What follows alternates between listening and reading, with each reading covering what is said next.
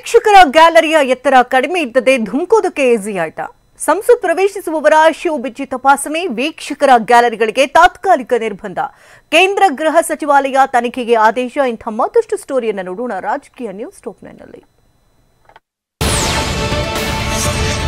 ನೂತನ ಸಂಸತ್ ಭವನದ ಇಡೀ ಭದ್ರತಾ ವ್ಯವಸ್ಥೆ ಕಣ್ಣು ತಪ್ಪಿಸಿ ಇಬ್ಬರು ಆರೋಪಿಗಳು ತಮ್ಮ ಶೂನಲ್ಲಿ ಹೇಗೆ ಸ್ಪ್ರೇ ಬಚ್ಚಿಟ್ಟುಕೊಂಡು ತಂದಿದ್ದು ಎಂಬ ದೊಡ್ಡ ಪ್ರಶ್ನೆ ಕಾಡ್ತಾ ಇದೆ. ಸಂಸತ್ತಿನ ನೂತನ ಕಟ್ಟಡ ಹಾಗೂ ಪ್ರೇಕ್ಷಕರ ಗ್ಯಾಲರಿಯ ವಿನ್ಯಾಸದ ಬಗ್ಗೆನೂ ಪ್ರಶ್ನೆಗಳು ಮೂಡಿವೆ. ಹೊಸ ಸಂಸತ್ನಲ್ಲಿ ಪ್ರೇಕ್ಷಕರ ಗ್ಯಾಲರಿಯ ಎತ್ತರವನ್ನ ಹಳೆಯ ಕಟ್ಟಡಕ್ಕಿಂತ ಕಡಿಮೆ ಏರಿಸಲಾಗಿದೆ ಅಂತ ಕೆಲ ಸಂಸದರು ಆರೋಪಿಸಿದ್ದಾರೆ. ಹಳೆಯ ಕಟ್ಟಡದಲ್ಲಿ ಪ್ರೇಕ್ಷಕರ ಗ್ಯಾಲರಿ ಹಾಗೂ ಸಂಸದರು ಕುಳಿತುಕೊಳ್ಳುವ ಸ್ಥಳದ ನಡುವೆ ಹೆಚ್ಚು ಅಂತರವಿದೆ. ಯಾವುದೇ ಪ್ರೇಕ್ಷಕರು ಕೆಳಗೆ ಸಂಸದರು ಇರುವ ಕಡೆ ಹಾರೋದಕ್ಕೆ ಸಾಧ್ಯವಿಲ್ಲ. ಆದರೆ ಹೊಸ ಕಟ್ಟಡದಲ್ಲಿ ಹಾಗಿಲ್ಲ, ಎತ್ತರದ ಅಂತರ ಕಡಿಮೆ ಇದೆ ಅಂತ ಆರೋಪಿಸಿದ್ದಾರೆ. ಇದೇ ಆರೋಪಿಗಳು ಸಂಸದರು ಇರುವ ಕಡೆಗೆ ಜಿಗಿಯೋದಕ್ಕೆ ಕಾರಣವಾಯಿತು ಎನ್ನಲಾಗಿದೆ. ಲೋಕಸಭೆಯಲ್ಲಿ ದುಷ್ಕರ್ಮಿಗಳಿಬ್ಬರ ಸ್ಮೋಕ್ ದಾಳಿ ಬೆನ್ನಲ್ಲೇ ಭದ್ರತೆಯನ್ನ ಬಿಗಿಗೊಳಿಸಲಾಗಿದೆ. ಪ್ರತಿಯೊಂದು ವಾಹನಗಳನ್ನ ಪಿನ್ ಟು ಪಿನ್ ತಪಾಸಣೆ ಮಾಡಲಾಗ್ತಾ ಇದೆ. ಸಂಸತ್ ಪ್ರವೇಶಿಸುವವರ ಶೂಗಳನ್ನ ಬಿಚ್ಚಿ ತಪಾಸಣೆ ನಡೆಸಲಾಗ್ತಾ ಇದೆ. ಲೋಕಸಭೆ ಮತ್ತು ರಾಜ್ಯಸಭೆಯ ವೀಕ್ಷಕರ ಗ್ಯಾಲರಿಗಳಿಗೆ ಸಾರ್ವಜನಿಕರ ಪ್ರವೇಶಕ್ಕೆ ತಾತ್ಕಾಲಿಕವಾಗಿ ನಿರ್ಬಂಧ ಹೇರಲಾಗಿದೆ. ಸಂಸದರ ಪಿಎಗಳು ಹಾಗೂ ಮಾಜಿ ಸಂಸದರಿಂದಲೂ ಗ್ಯಾಲರಿ ಪ್ರವೇಶಕ್ಕೆ ನಿರ್ಬಂಧ ಹೇರಲಾಗಿದೆ. ಪ್ರತಿಪಕ್ಷಗಳ ಸದಸ್ಯರು ಸಂಸತ್ ಭವನಕ್ಕೆ ಏರ್ಪೋರ್ಟ್ ಮಾದರಿಯಲ್ಲಿ ಭದ್ರತೆ ಒದಗಿಸಬೇಕು ಅಂತ ಕೇಂದ್ರ ಸರ್ಕಾರವನ್ನ ಒತ್ತಾಯಿಸಿದ್ದಾರೆ. ಭದ್ರತಾ ಲೋಪದ ಬಗ್ಗೆ ಕೇಂದ್ರ ಗೃಹ ಸಚಿವಾಲಯ ತನಿಖೆಗೆ ಆದೇಶಿಸಿದ್ದು, ಈ ಸಂಬಂಧ ಸಮಿತಿಯೊಂದನ್ನು ರಚಿಸಿದೆ. ಈ ಸಮಿತಿ ಭದ್ರತಾ ಲೋಪಕ್ಕೆ ಕಾರಣಗಳು ಏನು ಅನ್ನೋದನ್ನ ಪತ್ತೆ ಹಚ್ಚಿ ಮುಂದೆ ಕೈಗೊಳ್ಳಬೇಕಾದ ಸುಧಾರಣಾ ಕ್ರಮಗಳ ಬಗ್ಗೆ ಶಿಫಾರಸು ಮಾಡಲಿದೆ. ಭದ್ರತಾ ಲೋಪದ ಕುರಿತಂತೆ ಇಂಡಿಯಾ ಮೈತ್ರಿಕೂಟ ಇವತ್ತು ಬೆಳಗ್ಗೆ 10 ಗಂಟೆಗೆ ಸಭೆ ಕರೆದಿದೆ.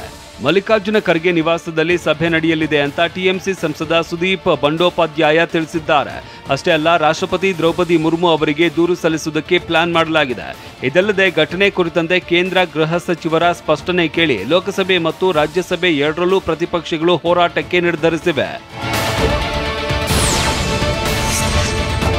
ಸಂಸತ್ ಭವನದ ಭದ್ರತಾ ಲೋಪ ರಾಜಕೀಯ ಜಟಾಪಟಿಗೂ ಕಾರಣವಾಗಿದೆ. ಕೇಂದ್ರ ಸರ್ಕಾರದ ವಿರುದ್ಧ ವಿಪಕ್ಷಗಳು ಮುಗಿಬಿದ್ದಿವೆ. ಸಂಸತ್ ಭವನದ ಮೇಲೆ ಇವತ್ತು ನಡೆದಿರುವ ದಾಳಿ ಖಂಡನೀಯ ಎಂದಿರುವ ಸಿಎಂ ಸಿದ್ದರಾಮಯ್ಯ, ಪರಿಚಯಸ್ಥರಲ್ಲದೆ ಇದ್ದರೆ ಅಪರಿಚಿತರಿಗೆ ಪಾಸ್ಗಳನ್ನು ಹೇಗೆ ನೀಡಲಾಯಿತು?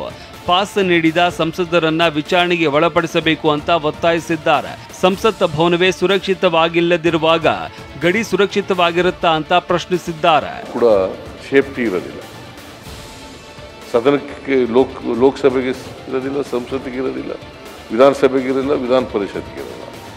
ಸೊ ಇದನ್ನು ನಾವು ಎಚ್ಚರಿಕೆ ವಹಿಸೋದು ಭಾಳ ಒಳ್ಳೆಯದು ಅಂತ ಹೇಳಿ ನಮ್ಮ HK ಪಾಟೀಲರು ಇದನ್ನು ಪ್ರಸ್ತಾಪ ಮಾಡಿರ್ತಕ್ಕಂಥದ್ದು ಭಾಳ ಒಳ್ಳೆಯದು. ಈ ಘಟನೆ ತೀವ್ರವಾಗಿ ಖಂಡಿಸ್ತೀನಿ. ಈ ಘಟನೆಯನ್ನು ತೀವ್ರವಾಗಿ ಖಂಡಿಸ್ತೀನಿ. ಬೆಳಗಾವಿ ಅಧಿವೇಶನದಲ್ಲಿ ಸಂಸತ್ ಭದ್ರತಾ ಲೋಪ ಪ್ರಸ್ತಾಪವಾಗಿದ್ದು, ಸುವರ್ಣಸೌಧದಲ್ಲಿ ಆಡಳಿತ ವಿಪಕ್ಷಗಳ ಮಧ್ಯೆ ವಾಗ್ವಾದವೇ ನಡೆಯಿತು. ಡಿಸಿಎಂ DK ಶಿವಕುಮಾರ್, ಸಂಸದ ಪ್ರತಾಪ್ ಸಿಂಹ ಬಹಳ ಎಚ್ಚರಿಕೆಯಿಂದ ಇರ್ತಾರೆ, ಯಾಕೆ ಹೀಗಾದ್ರು ಅಂತ ಕೇಳಿದ್ರು. ಜೊತೆಗೆ ಸಂಸದ ಪ್ರತಾಪ್ ಸಿಂಹ ಹೆಸರನ್ನ ಇಲ್ಲಿ ತೆಗೆದುಕೊಳ್ಳಬಾರದು, ಆದರೂ ಬಹಳ ಜನ ಕೇಳ್ತಾ ಇದ್ದಾರೆ ಅಂತ ತಿಳಿಸಿದ್ರು. ಇದಕ್ಕೆ ತಿರುಗೇಟು ನೀಡಿದ ಅಶೋಕ್, ನಿಮ್ಮ ಸಹೋದರ ಕೂಡ ಸಂಸದ ಅಲ್ವಾ, ಅವರು ಪಾಸ್ ಕೊಟ್ಟಿದ್ರೆ ಅಂತ ಅಶೋಕ್ ಪ್ರಶ್ನಿಸಿದ್ರು. ಯಾಕೆ ಅವ್ರ ಹೆಸರು ತಗೊಳಕ್ ನಂಗೆ ಇಷ್ಟ ಇಲ್ಲ. ನಮ್ಮ ರಾಜ್ಯದಾಗೆಲ್ಲ ಫೋನ್ ಮಾಡ್ತಾ ಇದಾರೆ ಎಲ್ಲರೂ ಕೇಳಿ ಬೆಳಗ್ಗೆಯಿಂದ. ಅದಕ್ಕೆ ಕೇಳ್ತಾ ಇದ್ದೀನಿ, why gave this certificate. DK Shivakumar ಅವ್ರು ಯಾಕೋ ಗೊತ್ತಿಲ್ಲ ಇದನ್ನ ಪೊಲಿಟಿಕಲೈಸ್ ಮಾಡಿದ್ದಾರೆ. ಅವ್ರ ತಮ್ಮನೂ ಇದ್ದಾರೆ MP. ಪೊಲಿಟಿಕಲ್ ಕೊಟ್ಟಿದ್ರೆ ಸಾಮಾಜಿಕ ಮಾಧ್ಯಮ ವೇದಿಕೆ ಎಕ್ಸ್ನಲ್ಲಿ ಪೋಸ್ಟ್ ಮಾಡಿರುವ ಖರ್ಗೆ, ಸಂಸತ್ತಿನ ಭದ್ರತಾ ಲೋಪವು ಅತ್ಯಂತ ಗಂಭೀರ ವಿಷಯವಾಗಿದೆ. ಗೃಹ ಸಚಿವರು ಉಭಯ ಸದನದಲ್ಲಿ ಹೇಳಿಕೆ ನೀಡಬೇಕು ಅಂತ ನಾವು ಒತ್ತಾಯಿಸುತ್ತೇವೆ. ಇಬ್ಬರು ವ್ಯಕ್ತಿಗಳು ಹೇಗೆ ಭದ್ರತೆ ಉಲ್ಲಂಘನೆ ಮಾಡಿ ಡಬ್ಬಿಯ ಮೂಲಕ ಅನಿಲವನ್ನ ಸಿಂಪಡಿಸಿದರು ಅಂತ ನಾನು ಕೇಳೋದಕ್ಕೆ ಬಯಸುತ್ತೇನೆ ಎಂದಿದ್ದಾರೆ. ಇವತ್ತು ನಾವು ಸಂಸತ್ತಿನ ದಾಳಿಯ 22ನೇ ವರ್ಷಾಚರಣೆ ಸಂದರ್ಭದಲ್ಲಿ ಕೆಚ್ಚೆದೆಯ ಭದ್ರತಾ ಸಿಬ್ಬಂದಿಗೆ ಗೌರವ ಸಲ್ಲಿಸಿದ್ದೇವೆ ಅಂದರು.